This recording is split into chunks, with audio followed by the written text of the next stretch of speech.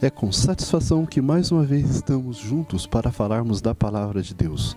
Hoje trataremos do assunto de como lidar com textos difíceis. Pergunte a si mesmo, o que eu faço ao lidar com um texto que aparentemente desmonta tudo o que defendo? Será que eu lido de forma honesta? Não gosto das definições pré-lapsariano ou pós-lapsariano. Cada dia que passa, vejo que isso tem gerado mais um tipo de partidarismo do que um crescimento espiritual.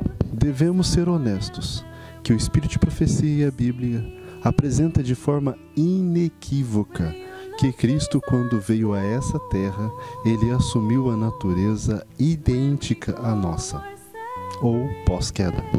Alguém além de Cristo nasceu de uma virgem? Iremos lidar hoje com duas citações difíceis. A primeira, de Ellen White, olha o que ela disse, me acompanhe. Sede cuidadosos, extremamente cuidadosos, quando tratais com o tema da natureza humana de Cristo. Não o representeis perante as pessoas como um homem com propensões para o pecado. Cristo tinha ou não tinha natureza pecaminosa? Mas o texto não está falando de natureza pecaminosa, está falando de propensões para o pecado. Mas existem outros textos que afirmam que Cristo era propenso ao pecado. Qual a diferença entre eles? Vamos ver a segunda citação. Ele é nosso exemplo em tudo e é o irmão em nossas fraquezas, mas não em possuir idênticas paixões. Sendo sem pecado, sua natureza recuava do mal. Jesus suportou lutas e torturas de alma. Em um mundo de pecado, sua humanidade tornava a oração necessidade e privilégio. Ele tinha necessidade de estar em oração. Se ele tinha necessidade de estar em oração, uma coisa muito óbvia, que ele tinha uma natureza humana igual à nossa. O responsável pela vitória de Cristo não era a natureza que ele possuía, mas a comunhão constante com o Pai. Ao estudarmos com oração, Deus revela o que precisamos compreender. Ninguém entende completamente esse assunto. Todos nós entendemos em partes. Iremos entender completamente esse assunto de repente no céu. Nem sei se lá iremos entender completamente esse assunto. Algumas pessoas me abordaram e me disseram: Misael, você não entendeu completamente o assunto da natureza humana de Cristo. Eu concordo com elas, só apenas em um detalhe. Eu pedi para me apresente então o erro que você tem visto e estou esperando até hoje. Ninguém me apresentou. Aliás, o que eu apresento nesses estudos não é uma opinião própria. O meu erro já foi apresentado para mim. O Yesh me apresentou o erro. Eu estava completamente errado. Com a graça de Deus, aprendi a estudar e apresentar um estudo bíblico e não uma opinião pessoal e não uma ideia própria. Esse é um estudo bíblico comprovado de forma inequívoca na palavra de Deus. Claro que nas apresentações às vezes existem opiniões ou particularidades pessoais. Essas particularidades pessoais não são erros, são pontos de vistas diferentes. Mas a essência, o estudo em si, ele é bíblico.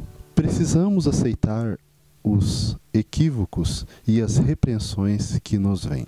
Falando dessas citações, essas citações fazem uma diferença, uma divisão entre os pós-lapsarianos, na maioria das vezes. Por quê? Porque eles querem rebaixar Cristo à nossa condição. Cristo possuía a nossa natureza, mas ele já nasceu convertido, ele já nasceu do Espírito. Nós não podemos esquecer desse detalhe. Nós nascemos do Espírito ao nos batizarmos, Cristo não, ele já nasceu do Espírito. Agora, por que existem essas citações? É simples. Existem palavras com duplo sentido. Exemplo, a palavra manga.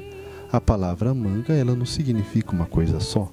Para mim entender qual o real significado de manga, eu dependo do contexto. Isso ocorre com as palavras propensões, paixões, natureza. Me acompanhe no gráfico como as pessoas lidam com textos difíceis.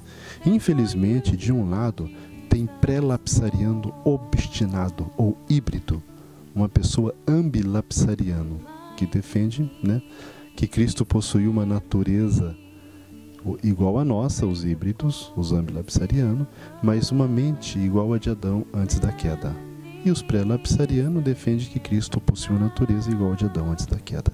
Por outro lado, temos os pós-lapsarianos sem entendimento. Eles, o quê? Eles ignoram o que Deus ali apresentou, eles ignoram. Do lado A, as pessoas acrescentam o que Deus não falou, eles acrescentam. Do lado B, as pessoas ignoram. E do lado C, as pessoas estudam de forma imparcial com oração e chegam a um entendimento. Existe um princípio de interpretação revelado no próprio Espírito de Profecia. Está em Mensagens Escolhidas, volume 1, página 20. Me acompanhe, segundo parágrafo. As significações diversas são expressas pela mesma palavra. Não há uma palavra para cada ideia distinta. Então não existe uma palavra para cada ideia distinta. Então a palavra propensão ela pode ter significados diversos. Vai depender o que do contexto. Tendo essa primícia para estudar, nós vemos que não existe dificuldades nenhuma em entender as duas citações acima mencionadas. O grupo A, pré-lapsariano,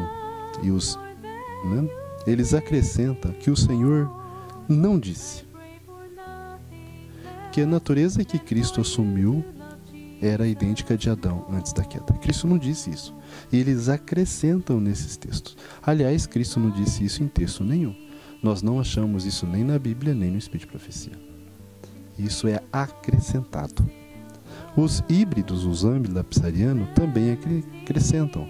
Acrescentam que o corpo era pós-lapsariano e a mente era pré-lapsariana, antes da queda. Isso também não existe. Eles acrescentam. Agora o grupo B, os pós-lapsarianos sem entendimento, eles infelizmente abaixam a Cristo, colocam ao nosso nível. Isso, Ellen White repreendeu, isso não pode ser feito. E o que acontece quando eles se deparam com esses textos difíceis? Eles simplesmente ignoram esses textos difíceis. E o grupo C estuda com oração e imparcialidade e chega a um conhecimento inequívoco. E não precisa ficar condenando ninguém, nem fazendo falsas acusações contra Andreas, contra Jones, contra Ellen White. Irmãos, vamos ser honestos. Cristo nasceu do Espírito, nós nascemos da carne. Temos oportunidade de nascermos do Espírito ao nos batizarmos da água e do Espírito, e não por ocasião da segunda vinda de Cristo. Nós temos a oportunidade de nascer do Espírito hoje, agora. Batismo do Espírito é algo real em nossa vida. É confundido muito com cerimônia batismal. Cerimônia batismal não é batismo, são coisas diferentes. Adão, antes da queda, não possuía vontade de pecar. Nós, pós-queda, sentimos vontade de pecar. Vontade, desejo, ela significa duas coisas, não significa uma coisa só. Eu posso ter uma vontade, um desejo, que já é um pecado ter esse desejo. Agora eu posso ter um desejo que, se eu fizer, eu estarei transgredindo a lei de Deus, mas esse desejo é consequência das minhas fraquezas, de minha natureza pecaminosa, de minha inclinação para o pecado. E não é uma mácula, uma mancha, uma contaminação do pecado. Existem diferenças disso.